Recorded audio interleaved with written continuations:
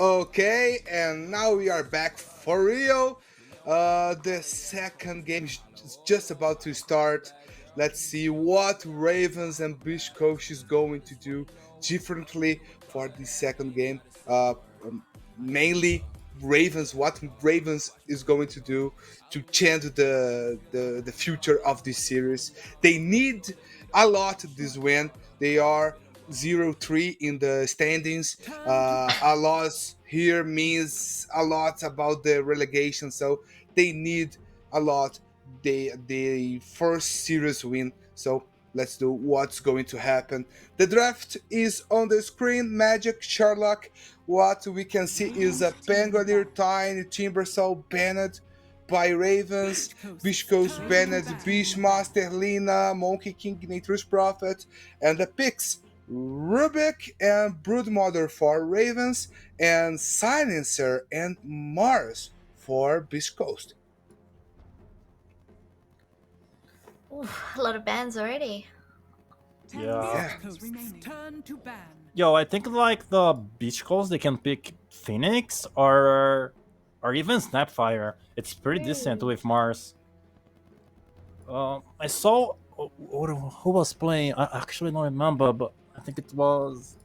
Let me check. I truly don't remember. Who were playing? Let me check. Yeah.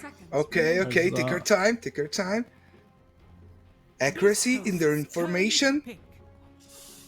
All right, it was Infamous. They were playing Phoenix as position 5. It kind of Okay. works. I don't know if Bitco's gonna pick it. I mean, even Phoenix or Snapfire. Oh, oh, I love this hero. Spirit. Earth a surprise. Spirit. So good, but so weak at the same time. It's not the hero of the moment.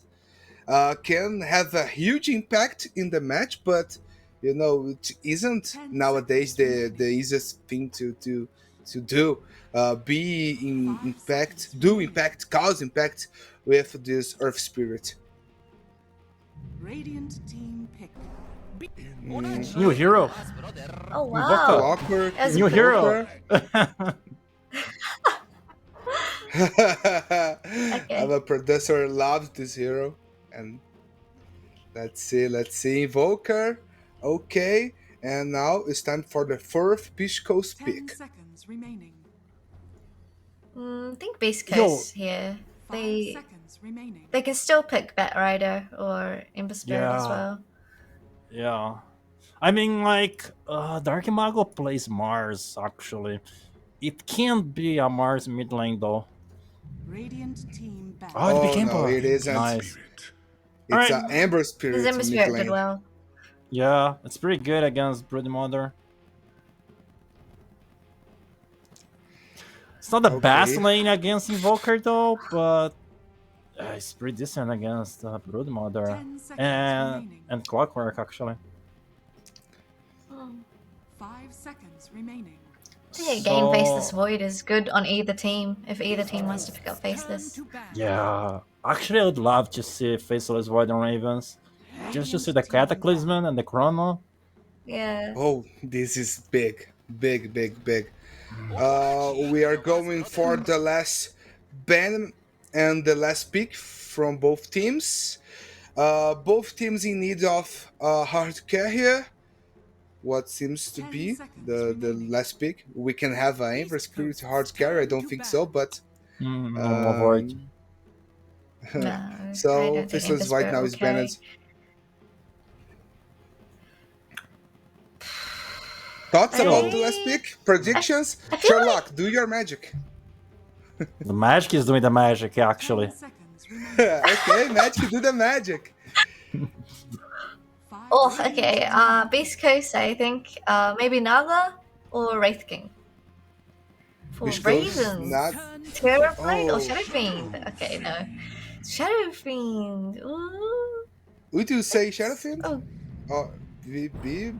Piano. Dude, Select they are. heroes. Oh my god. New They heroes don't this have a game. counter. Yeah. Actually, they don't have a counter to SF. I mean, Magical SF is pretty decent against PL, but it's a pause one, right? Pause one SF, so you're not going for the magical damage. You're not going for the magic, magical yeah. build. Sorry. Yeah. So, guys, predictions. Ooh. Draft is over. Beach Coast. Predictions. Beach Coast. 100% Beach Coast. Because of the Yeah. draft or because of the skills of the players? Both of them. Both. They can't okay. deal with PL. I don't think Yeah. they can. Okay. Maybe the last game of the night. Now it's time to see what happened. Math, Otomo, it's your turn. See you later, guys.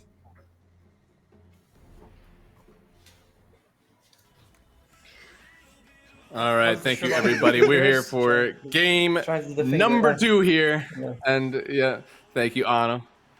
And yeah, I don't know. This is a interesting draft for me. I see a PL on one side. We're seeing uncountered. Not a hero we see very often. If we see that illusion here, it's usually the Naga Siren. So what is the PL offering differently in this draft than what usually we see in the Naga? Well, for one thing, it's that he's so much more elusive, right? With the doppelganger, you're always able to move out every few seconds. Naga Siren, she's a little bit more, her mirror image just takes a lot longer for it to cool down, be able to use it in a fight. Like, PL just goes in and out of fights very easily. It gets very tanky once you get the heart. And I like the PL. I think the panel hit the nail on the head. They're saying they got no counters to it. What does Clockwork do to a PL? Maybe if you hookshot them, Rubik not great, Brood Mother not great. Shadowfeed, kind of, you can get the Requiem right on top of the illusions, that's good, but it's not like a steady counter. It's not like, if you have like something like consistent group AoE damage that could deal with a PL. So I do think this is a free game for the hero. K1's going to be very happy with that pick. Yeah, it's super hard. Like, you have some AoE, like, here and there, right? As you said, like, there's a Shadow Demon, or Shadow Fiend, there's also the Invoker stuff. So, like, you have these, like, bits and pieces that answer it. Early on, they do have the damage. I'll give them that. Like, they have the raises, they have the meatball, into the disarm. Like, they have these options. But late game, once we start seeing, like, honestly, I think it's a fantastic heart game. I don't think you need to, like, fiddle around with the Scotty. It's nice to kind of have that versus like maybe the Kloss on the Invoker. Right? It's nice to like kind of chase them down. But honestly, I think you just want to beef up for the magic. And maybe it's even possible he goes for Heart and Scotty just to get that raw HP on him. Oh yeah, we see a lot of PLs don't mind going for a first item hood. Just going like, hey, let's get a hood. And oh my god, what is this? What is this? He's got 11 Necromastery already. This is like 2016 crap, where Clockwork would use the cogs early and give him souls. Oh, no. And Dodgy's gonna need a lot of souls to get out of this one. Oh, yeah. I mean, how many souls do you lose on death? Half. Isn't it half? Yeah, Half. So, oh man. Interesting tech. As you said, it's an older code, but it checks out. And going Necromancy level 1. He'll be strolling in with, I think, 6. I think they round up. So 6 charges then. No, apparently I'm wrong. It's 40%. That was... I hate it when something that's been there for like, years suddenly changes and you're like, oh, thanks a lot. It's like, that's how it works now. It always was half the souls, but now it's only apparently 2/5. That does not seem right, man. It doesn't seem right to level it either, so interesting. I guess with the range creeps, like, Clockwork is going to be sending his life up. There's going to be the one battering, assaulting those creeps so they can get the last hit. Schofield's going to be dragging, actually. He does know it's Souls first, right? I don't know if they have to drag. Oh, I see. Is it a counter drag? Yeah. Wild lane shenanigans going on down the bot side. Top is a lot more calm. This is the Dota that I remember. This is an abomination. Yeah. Whenever you see a bunch of people start pulling creeps here or there, I end up thinking, wait, who's winning this? Like, what? Right. I mean, I understand you want to do that if you have a very tough lane, but it's Shadow Fiend level 1 with Necromastery and a Clockwork with Cogs. I'm not really worried in that situation, but both teams kind of doing their best to just pull and like, maybe BC is just flexing at this point. Yeah, it's an interesting, like, I will say, whenever you play against a team that game 1 was rough, right? You need to change stuff up. Being weird, that'll do it. Setting a strange standard for the game, doing something that they're not used to, changing the MO. That is how you get a slight advantage, right? Just doing something that they're not used to playing against. It's just strange. I completely agree. I feel like when you are outclassed, it's much better for you to play as unorthodox as possible. Because if you stick to the center, you're like, oh my god, they picked Carolina, you know, they picked the mid tusk. Like it's like beastcoast can deal with that in their sleep. But if you pick them something they haven't seen before, you have that advantage of surprise at least. So I like what Ravens went for, even if it's not whether it works or not. I prefer this, you know, it's because they got stomped game 1. You might as well go crazy. Oh yeah, there we go. Go for the crazy. And Tom's side, we still have that Broodmother again, so we'll see how he ends up going late in the game. Now, Pippi going for the Invoker. This is a hero that we only really see if there's a Pango. I've seen the Invoker very heavily counterpicked into the Pango mid matchup. Otherwise, don't really see it picked up. Even Faceless Voids in the games, it's been sometimes banned, but it's still not really prioritized from the mid lane. So what is this going to offer? They knew it was going to be versus an Ember, right? That was already a thing. You can dispel Flame Guard. Is that the big point they're trying to make with it? I don't know if that's the big point that they. I mean, I feel like because he's putting way more points in Exhort, he's actually going to focus a lot on the cog setup with the Sunstrike. You know, Clockwork jumps in, they get a kill on someone. You have that also with the Rubik Lift. Like he's going to give them some of that global presence to hopefully speed up their game. That's how I'm feeling. The Invoker, he hasn't even put any points in Wex yet, so that's how I see it. He might be just going for a Hand of Midas. I'm okay with that. I mean, I know Invoker is not really in the meta right now, but he does seem like he could do good work in this sort of situation. My question is, why would you go for Invoker if you could go for Zeus if you wanted magic damage? So that's a fair point. Hey, it's weird because 2020, you know, but like with PL, it would have been really nice. Yeah, and also they banned the Faceless Void themselves, right? Ravens banned it, so it wasn't. Sorry, so they weren't going to go for the Cataclysm Chronosphere combo, which would have been like a nice. Oh, we're behind. We do this step. We're always going to have a chance to win in the game. I'm okay with Invoker, but I prefer the Zeus. That stuff really is comeback potential, especially the Faceless Void. I mean, we saw it in the first series of the day.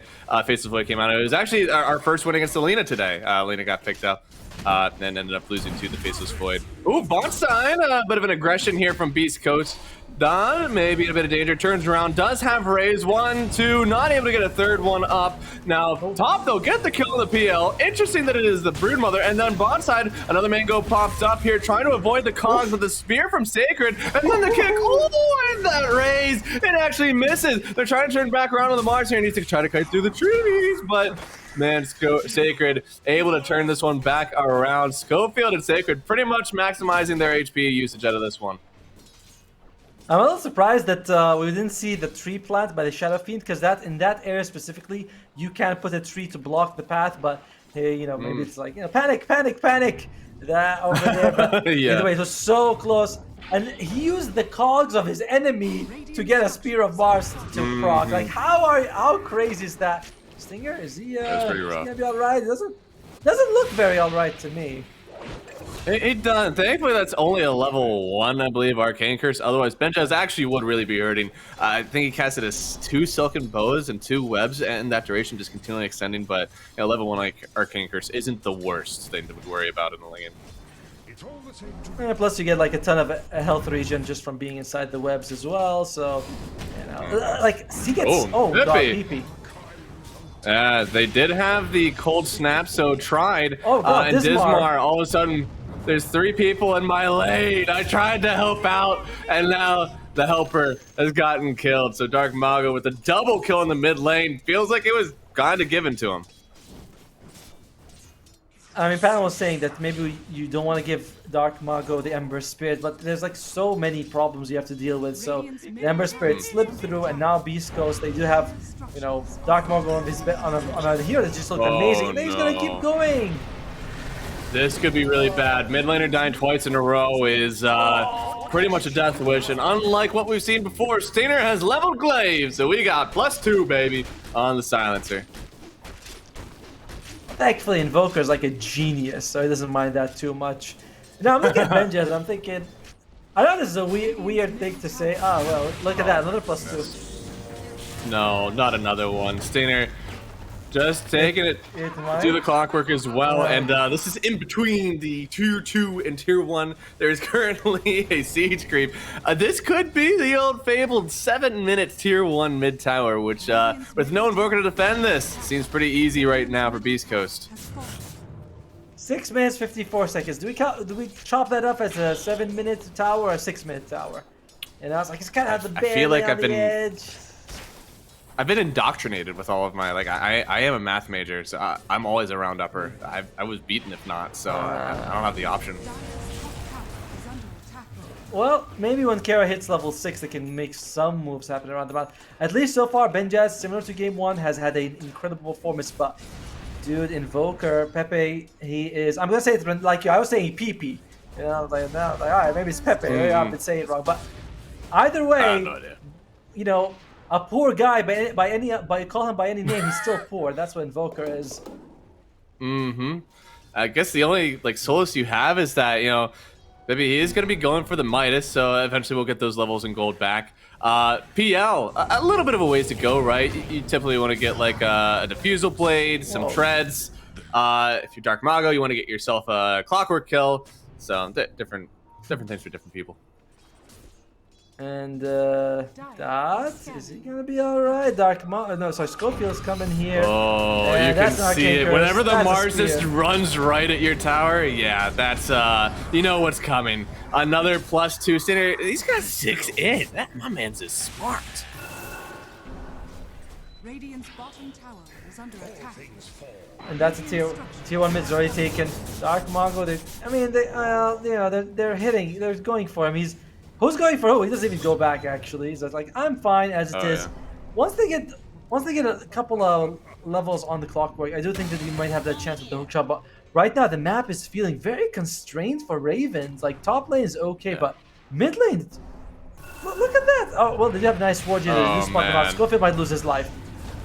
Yeah, and this will be a big one, so Pepe get himself a kill. Sunstrike? No! God got the kill, so very, very well needed in the mid lane here. And SF slowly crawling that net worth back up. And typically we do see the Shadow Fiend is one that usually grabs onto the levels pretty well, but because of so much mana regen that you need in lane, the XP will be higher than the gold that you really get. So I'm kind of fine. He gets up to like that 3,800 mark. I'm not disgruntled, I guess. If I'm the SF, but you know, the Invoker is the one that like you really need to get those levels. I fear we're about to see like 2 of your core heroes being stuck in the jungle while your Brood is thriving in the top lane all by themselves. Well, Pepe is going to go for the Hand of Midas on the Invoker. It's going to be rather late considering that he doesn't have like an urn or anything else. He's just rushing it. It's Boots, Null Talisman, Hand of Midas. So it's still a bit late. Schofield, he knows that there's a ward there because he pinged it just as he died. So he's like, I want to deward it. But he's unable to get to the area. I might have to let that one go. Dark Mago. A few TPs going down in the bottom area as as well. well. They're trying to chase it. Schofield, a 1 roll away. That's really all it takes. Yeah, Dad's level 6.5 at 10 minutes as a carry. That's not too bad. It's just, I am a little bit worried for Ravens right now. I will say though that the draft between the two teams feels a little bit more even than game 1 because game 1 I was like, nope, there's no way. You know, there's no way. The team fight from East Coast is massive. Here, it's Global Silence and Arena, which is pretty good, but you can BKB through both of these. You know, on the other side, you have the Invoker, you have the Requiem. Like Invoker is just so much team fight as he is. You have Requiem coming out from Shadow Fiend. Clockwork has BKB piercing, but it's not. I like it a lot more. I'm liking what Ravens bringing a lot more in this game. Yeah, and 1K net worth lead, 10 minutes, not insane, honestly. You can see that mostly it is with the Invoker again. A little bit susceptible, wants to be someone who's like kind of snowballing the map, right? And you can see like the Midas Invoker is going to be sitting back for a lot of these. A lot of this kind of weight for the mid game is going to be falling, honestly, on the Clockwork and on Benjaz. Mostly on Benjaz because he has the net worth to kind of throw it around, right? Clockwork, that probably should be initiating, probably should try to get those kills for the Invoker, but it doesn't really have the net worth or the stats to kind of throw his body around as much as the Broodmother. Yeah, but that's what he does, right? Like that's the fun thing about being positioned for Clockwork is that when you hook someone, it's kind of like you're dragging your corpse to them. You're like, I'm gonna die, but at least I caught on to you. You know, as long as I land and cog him, that's all I need to do. So I think that's not too bad for Kara. The problem is that he's level 5. You know, it's a level 5 clockwork. Is he close to level 6? I feel like, yeah, but he just hit level 5. He's literally got a sliver of yellow. Oh man, Schofield popping out the magnetize and all done. Trying to get the kill on the Earth Spirit, but the Ember behind him is just tearing him down. Dark Mago getting another kill here. Honestly, I can't believe it. I'm so disappointed that they actually went for this PL. Why didn't they pick Storm? They had the 3-spirit duo. I mean, yes, they could have gone for that, but maybe they wanted to win. You know, maybe beastcoast was like, you know what, it's been a long day. It's been a bunch of 2-1s, you know. Let's just do this quick, get them an interview, you know, we call it. But I mean, they could have gone for it. They could have had Void Spirits, man. Why not? Oh yeah, go for all of them. I always thought it was cool. Every time, like I feel like it's every like 6 months or something, we get a suggestion on Reddit that's like, what if when you draft 3 of the spirits, you unlock some weird advantage by drafting them? I feel like Dota would actually get. I honestly, I was someone who thought that neutral items at first were like really like complicated for new players whenever they came in. If you start adding like kind of like draft dependencies, like if you draft these 3, you are all able to unlock a new ability. You know, even another level of complexity in Dota. I wonder if I'll ever get there. Nah, I mean, I've seen it like Dota Underlords where you have the Spirit Alliance and they make that triangle with this damage, and but I don't like things that like there's specific heroes that have a force synergy.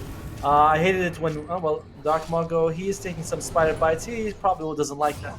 I hate it when I'm not sure if I should talk or not, but that's dead anyway. Anyway, when Brewmaster had the Cinder Brew that activate on fire damage, I was like, what the hell are we gonna add fire damage, yeah, it was the Pokemon patch. I remember that. That got patched quickly, like really quick. Very quick. I remember when people were like, wait, why is this fire and this is not fire? Because Bat Rider's abilities were not considered fire. And I was like, well, are we yeah. Is it? And then wait, if someone's on fire, can I pick a Crystal Maiden, and if they're inside my Crystal Nova, does it remove the fire or whatever the oil is? So yeah. So I'm really glad we don't have that. That was kind of the worst, honestly. Yeah. I wonder, even that one would have been another like very, very slippery slope to like the elemental damage afterwards. Because even afterwards, I think we got I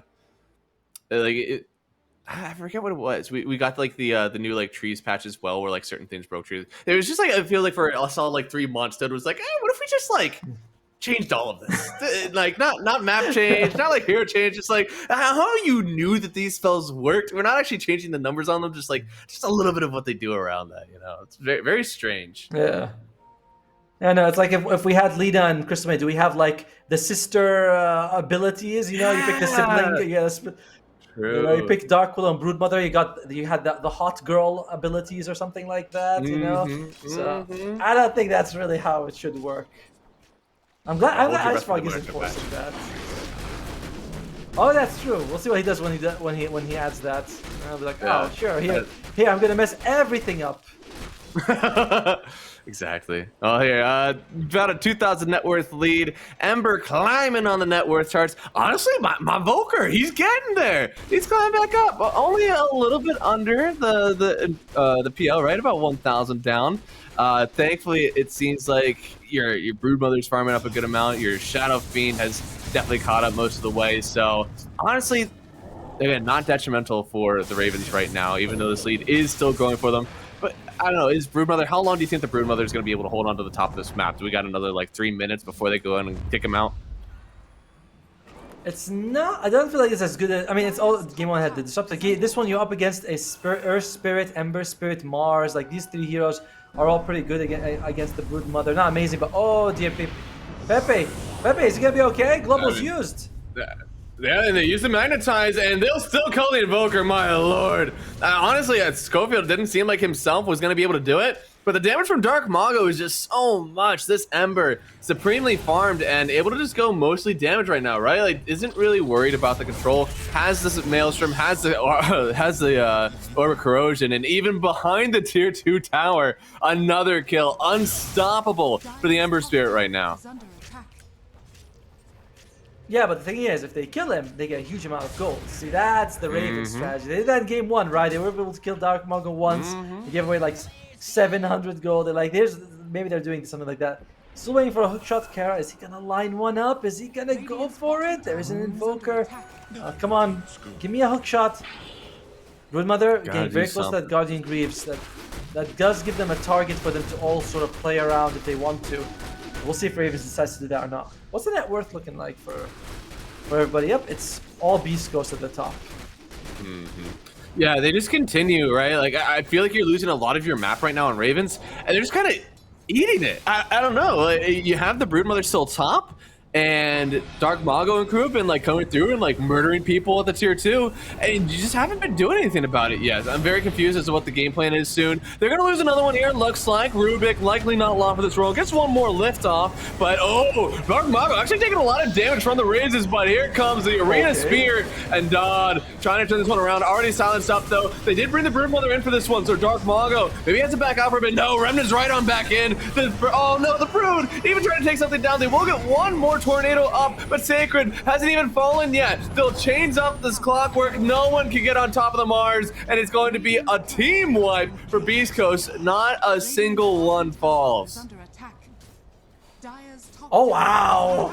Oh my! Oh, okay. So I think they had someone cogged, but there was no Sunstrike, and then the hook. Yeah, like okay, let's go look at that again because. Yeah, they have a cog on Schofield, and there's no Sunstrike. I was thinking that maybe, like, what's up with that? And then the hook shot that misses between two. That's a rough one. Yeah, that's a rough one. Because he did use Sunstrike at the end, so I'm not sure if there's off cooldown or not. And Sacred so close to dying, but still makes it out of that situation, which is just crazy. Like, that was literally one more tick of the battery assault. And yeah, there's the last second Sunstrike. So. By the way, there's no Pantheonist Lancer in that situation. No, not at all. So it's a 4v5, and you got team wiped. Silence up as well. Clockwork trying to make something happen in the mid lane. Dark Mago even using the haste to get the chains on the Broodmother, and just no webs around it. Benjaz will fall again here. 10,000 net worth lead. It's 420 for the kill score, and it is only going to get worse. And well, oh no, they speared up Dodd on the high ground and promptly bring him back onto another high ground again. Gets the Requiem off. 2 raises, it won't connect correctly. So they do end up killing the Phantom Lancer. Looks like Dismar able to pick it up. And well, gotta be careful because Dark Mago wants revenge. Won't be able to stick in for it though. Up the high ground, the Rubik goes and they'll be safe. 98%. I was surprised that the Beast Coast advantage was so high from the beginning. Like, you look at even like 12 miss, it was already 80%, even though they had a 1,000 gold advantage. But this is the power of their draft. PL is gonna get like more and more difficult to deal with. You can see it. Invoker Pepe wants to go for an Orchid. That's nice. I'm not sure that that's gonna be enough to actually give your team a chance to come back. You're up against, you know, BKBs and an Ember Spirit, and the Phantom Lancer is gonna go. He almost has the Manta style, so it feels like it's just an Orchid to take down supports, basically. Yeah, no, that's probably the primary. You have a little bit of like, even last game we saw that, you know, Beast Coast they laxed up a bit, right? They're standing in front of towers, and if they don't have these defensive items just yet, like they did in the previous game, right? Orchid can put in some work for a single fight, get you those kill streaks back.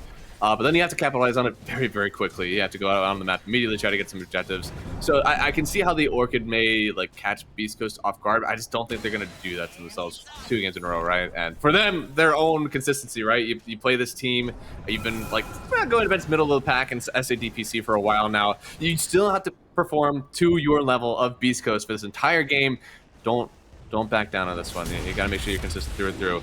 Spear stolen by Dismar and Hook as well. Sunstrike, and they take down Dark Mago. So Pippi picking up the kill here, and in the midst of the arena, Cogs through on Sacred. Dismar trying to make something else happen. The Spear, it'll actually miss on Sacred. They may walk up the high ground, and well, I'll swear, they get a kill on Schofield. So kill streaks on kill streaks. The Spirit Brothers are down, and Ravens getting themselves some gold back in this one. Beautiful hook shot from Kara. Yeah, he missed that one earlier, but he got this. But this was the one that he needed to do. And I told you, man, they give Dark Mago a good game, let him fatten up, you know, like a piñata. And once he's full of all those goodies and ready to pop, they take that 1,000 gold bounty every time. And they are going to go for Roshan, though. This seems very close to the time where Darkmoor is going to come back to life, so I'm not sure this is one they want to go for. They are going to have Dismar sort of entertain the Beast Coast draft and actually gets a kill on Sacred. Sacred goes down to Dismar. Now, he's making this happen for his team, and no one else knows that this Roshan is happening. Earthspirit, I think someone's in here. Rolls into an Invoker here. They're going to silence up, and everybody evacuate the premises. Just TP. Get out. We got Roche. They TP2 out, immediately get it. They do connect the roll onto Benjaz. He needs to spin through the webs, and they have the last word, so they have full vision on him right now. They don't pop, and they will find a kill on the Spider, but your Shadow Fiend and your Invoker both got out in time. With an Aegis as well. Not just they're out, but they're out with an Aegis. I think you're very happy with that. With what?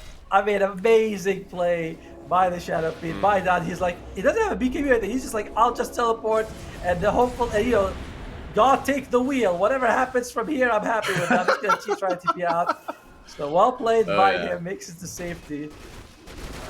I mean, Ravens. Those are good calls. Don't count them out. You know, like they just went for the.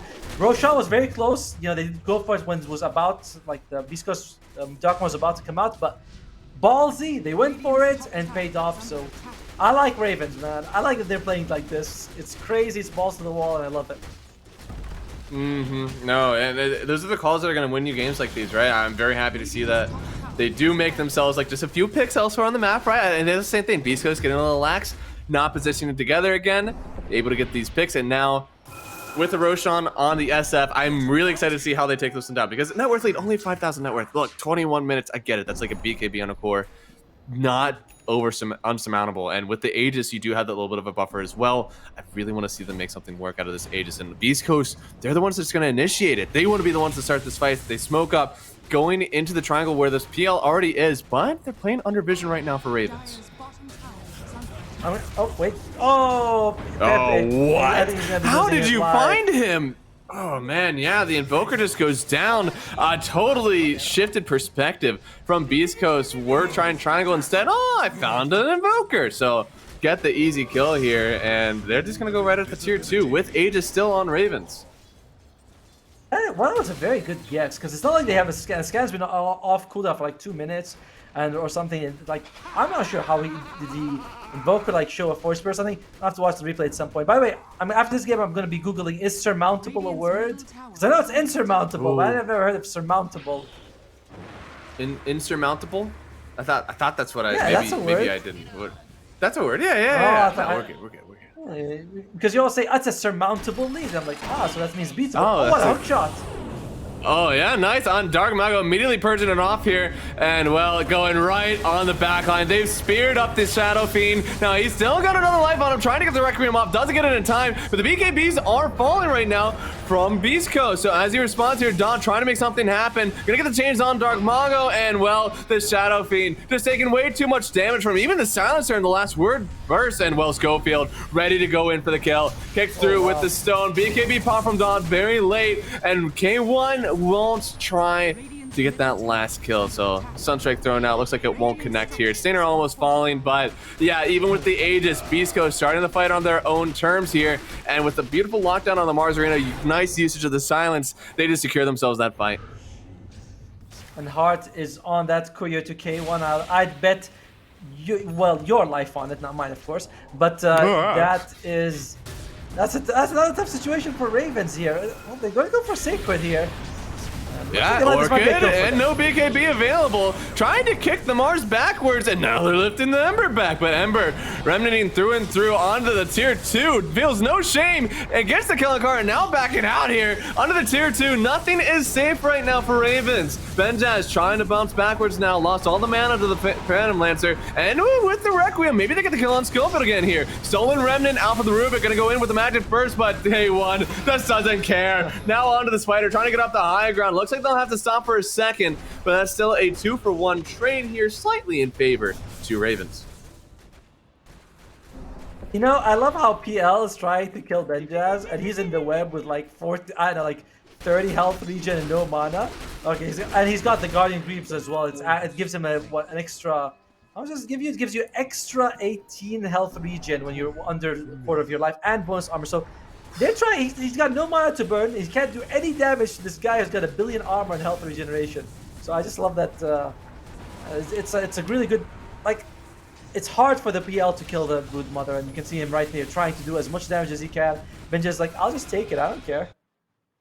Yeah, and it looks like back into the game here. They've used the arena. Dismar in a bit of danger. Stuck in, and K1 this time finding the kill. So they will get Kara down, and Don with the BKB already wearing out here. You can watch the mana and HP disappear. K1 with a double kill on the Phantom Lancer, and it feels like it just 25 minutes. No! That's They stoned up Benjas and kicked him back with the last word. They see everything they need, and it's Dark Mago on a killing spree. 10 to 29, and surely Beast Coast, they're not scared of a little bit of high ground. Radiant's middle tower is falling. Not at all. And I mean, the high ground, their tower damage is not incredible. Although when no one's there to stop, you can do as much as you want. The Orb of Corrosion also helps. So that's gonna be just a 3-tier 3 mid. Let's see if they want to go for more here. Benjaz not up for 25 seconds. It does seem like the Brood Mother is their biggest threat. So he's not around. They might feel confident just going for the racks regardless. They're starting to hone in on that one. They know that Benjaz is the big threat this time. Top lane went very well for the Broodmother and continued to play top for a long, long time. Even when they brought him back to these fights, it seemed like the Broodmother was holding their own.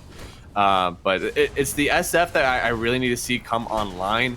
The Invoker, I feel like we're just switching into like kind of targeted control, and then if there's a Cogs, I can throw a Sunstrike, right? Like that's all we're gonna get for a while until there's a lot more net worth on the Invoker. It's just very hard for the SF because you want to use your Requiem to sort of clear out the PL illusions and get all the right clicks on him, but it's a PL. You know, the hero's notorious for being hard to focus down. At the same time, you're behind, he's got a heart. You know, you're not just behind, you are 7,000 gold behind. That's 2 items. That's insane. Yeah, so much. And K1's just been like, you know, a lot of space. You already said it. They won a 4v5 and they team wiped. So PL hasn't really had to be around. Even though started at a very low net worth as we got into laning stage again, laning against that Broodmother. Once the Diffusal came out, you just farm so fast on the PL hero. There's really nothing that will stop you. Of course, K1, one of the best farmers in SA by a long shot. So happy to see him taking all that space. They're going to run down top. So we got Aegis possibly respawning in about 45 seconds. And Beast Coast will just take the top side of the map. Benja's got Crimson Guard. I like this item pick up a lot because you're up against a lot of the damage coming out from Sleight of Fist, which you can reduce. A lot of the illusions damage is basically negated from the PL. You still take that mana burn damage, but the illusion itself doesn't hurt you. So I like this a lot. It's a big investment, but some of those investments like we gotta make it. You know, we gotta make it or we just lose fights straight out due to their like overwhelming spread damage and chip damage. So good item build coming out from Benjaz. I just worry that yeah, you got ways to survive, but you need health. I mean, so you need damage on your team. Yeah. No, the Brood has definitely been playing his role very well. Both games, right? I've been happy with how the Broodmother played. Versus the Disruptor was really rough this time. They protected it a lot more. And they are trading a tier 2 for a tier 3. Now they do use a Sunstrike. They see the Earth Spirit, but at this point, if you haven't responded now, you're not responding to save this Rax. Top Rax will go all the way to Beast Coast, and only one remains now for Ravens. Radiant's top tower has fallen. Not sure I like how Ravens gave that away. Oh wait, they're defending. Silence up. And yeah, the Spider trying to get away. We'll use the Greaves to dispel the silence and run backwards, but Clockwork doesn't have such luxury. Will buy back, has a hook shot to provide soon, I imagine, but it's just already so much, so fast from Beast Coast. PL taking that tier 3, and they're going to play some deep wards in the back. Even the illusions keeping Kara in the fountain. And I like, and then you can see Scubba is also trying to catch someone with his agonyms. Turn to a rock, and as he goes back from being a rock, Don gets the Requiem. They kill Dark Mago, and all of a sudden the Mars as well in his own arena will go down. They're gonna buy back on the Mars, but PL and Sinner, they are objective gamers. They are committed to taking down this Rax. And look at K1. It is the PL show now. They came back on Dark Mago, and you can see the Radiant Heroes just start to tumble. There's just nothing you can do. You can't hold a candle to the damage of the PL or even the HP. GG, game number 2. Well in the hands of Beast Coast as well, and they wouldn't have it any other way. It's just a beatdown both 2 games in a row. You know, Ravens, I think they put in valiant efforts. You know, especially in this game, I thought that a couple of team fights were really good. They went for that ballsy Roshan play. It worked out for them. It was so close. But Beast Coast is on another level. The panelists talked about it. We've talked about it. We were on the panel as well. And I don't know. I don't really like the Shadow Fiend pick that came out for them. I think it was the last pick. Dad went 1-9 with it. It didn't really strike me as something that it had a tough laning phase, got first blooded, could never really do anything. You're up against Mars and Earth Spirit. That's a very strong duo against a hero like Shadow Fiend. Even if you had Draw Ranger, at least you can push them away. What does Shadow Fiend do? So very tough situation for him. Ben Jazz, MVP of the team, but honestly, Dark Mongol was the MVP of the series. Both games absolutely won mid, rotated around the map, created tons of space. Like, give this guy the MVP. Let's call it a day. Hey, we're done. We're done. He got MVP. He's the best. He is. He played a very fantastic game. Even the last game, matched up versus the Bat Rider. So it already had a nice laning stage with that one in a matchup. He's supposed to directly lose this time versus the Invoker, one that's not fantastic for you still. But even with the Tornado, didn't really seem like it played that much of a part in the laning stage. So just killing everybody. This time he didn't have a Crystal Maiden to slight and take, 50, 75% of the HP, but still fantastic performance, getting all the kills on the map. Another thing is also, like, we saw the disconnect between what our draft can do and how we want to play, which is, we know Shadow Fiend is going to take a lot of time to farm. We know he's a fragile carry who needs like a lot of people to protect him, but at the same time, Invoke wants to go for Hand of Midas. No Urn, no nothing. It was Boots, now Talisman, Hand of Midas, and then he's going to go for an Orchid. So that's another big investment that you're going to wait for. He's not running around the map, with the Cold Snap Urn. So, and Ben Jazz, Ruba does her own thing, but she does her own thing way away from everyone else. So she's not making space by luring people, but if your carry is so easy to kill, you don't even have to do anything. So there was a bit of a disconnect between what the team wanted, like the draft, how it's supposed to work, and how the team played. Yeah, you have like this one on an island, then you have like a 3 protect one, right? Like you need your Invoker, your Clockwork, and your other support to go and like make something happen. Instead, it's just very, very weak. Like Rubik Clockwork, I do believe could do with maybe one more, but as you said, with no Urn on the Invoker, you have a really hard time making a move on the map with that one. And thankfully, Benjaz is farming. He's having a great old time elsewhere. Yeah. He sees the ding, ding, ding all at the top of the board, and he's like, I don't care, I'm going after the tower. And that's what you're supposed to do as the Broodmother, but unfortunately, the Shadow Fiend just didn't have the best net worth, not the greatest of levels, and Beast Coast really hammered in on that as they got into the mid game. It's just never a comeback chance. Really good again. That's what they need to do. They are still undefeated. First 1 to 4 wins now in the SA DPC, and continuing to kind of lock themselves in as that top spot. So we'll see for who else can make it to that 4 wins. We have a few people with the only 1 loss, and I think Vivo KD Star, they just got to their 2nd loss. So I think they're the only other one that we thought was in like that top contention that has finally dropped down a little bit out for us. So we'll see. We still have, I believe, an analysis soon. But first, we're going to go to a break, and then we'll send you over to our panelists so they can break down this series one last time.